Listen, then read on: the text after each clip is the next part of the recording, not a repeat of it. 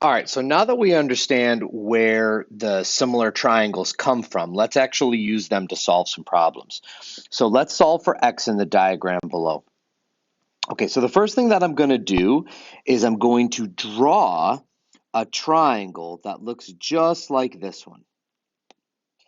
And I use the colors. I notice that my angle is down here, so this would be the side adjacent to it, and this would be the side across from it, opposite it, and this would be the hypotenuse. So I like to use colors, but you don't have to use colors. So I'm going to draw a triangle that looks very similar to the one that's shown. Okay, and we know that this is a similar triangle, so we know that this angle is still 24. And so the blue side is going to be the cosine of 24. The red side is not labeled, and we know that the hypotenuse is 1. So this triangle right here is the one that comes from the unit circle. And then this is obviously the one that we're working on. The side adjacent to the angle is always the cosine, and the side opposite it is always the sine. Okay, and in this case, theta is 24. So instead of putting cosine theta, we'd put the actual angle, which is 24. Now I can set up a proportion and actually solve this thing. So now I can do cosine of 24 over its corresponding side, which is x, is equal to 1 over its corresponding side, which is 13.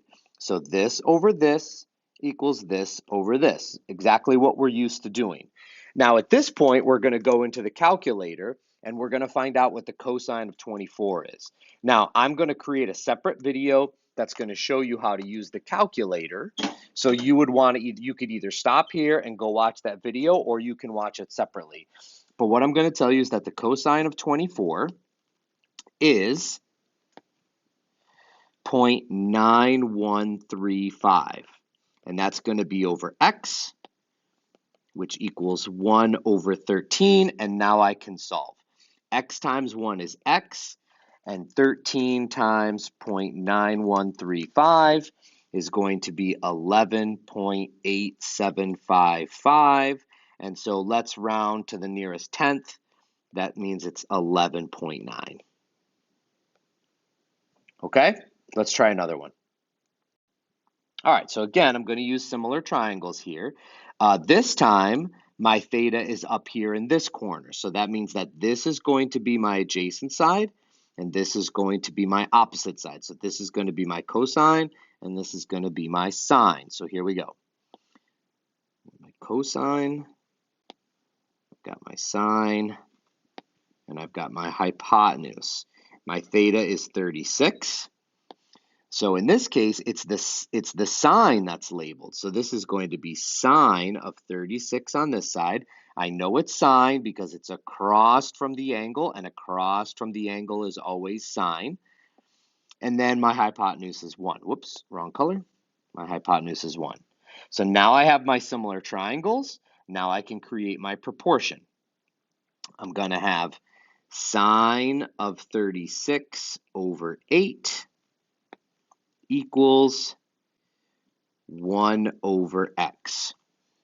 Go in the calculator, figure out what sine of 36 is. It's 0.5878 over 8 equals 1 over x. Cross multiply and solve. This time we're going to have 0.5878x equals 8. Divide both sides by 0.5878. And I get x equals 13.6101. Let's round to the nearest tenth again, 13.6. Okay, so I'm using that triangle from the unit circle to create a similar triangle problem. Because remember, this is basically just the image of this after a dilation. Let's do this last one. Okay, so in this case, here is my theta. So this is going to be my adjacent side. This is going to be my cosine. and this is going to be my opposite side. This is going to be my sine. Okay, so again, I'm going to draw. I like to use the colors, but you don't have to. Just trying to demonstrate for you here. Okay, so in this case, my theta is 62. So this side is going to be cosine 62, and this side is going to be sine of 62. So now I can set up my proportion. I'm going to have x over cosine 62 equals 11 over sine 62. I'm going to go to my calculator and I'm going to figure out what the cosine of 62 is. And so this is going to be 0.4695 equals 11 over the sine of 62 is 0.8829. Cross multiply and solve. 0.8829x equals 11 times 0.4695 gives me 5.1645. Divide both sides by 0.8829, and I get 5.8495. Let's round it to the nearest tenth, 5.8. Okay, so we're going to use the triangles from the unit circle that we learned in part 1 to create a situation where I have similar triangles. Now, this seems like a lot of work, and it is.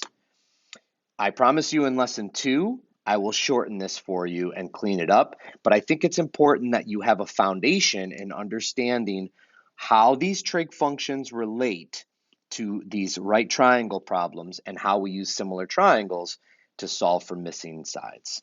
That's all.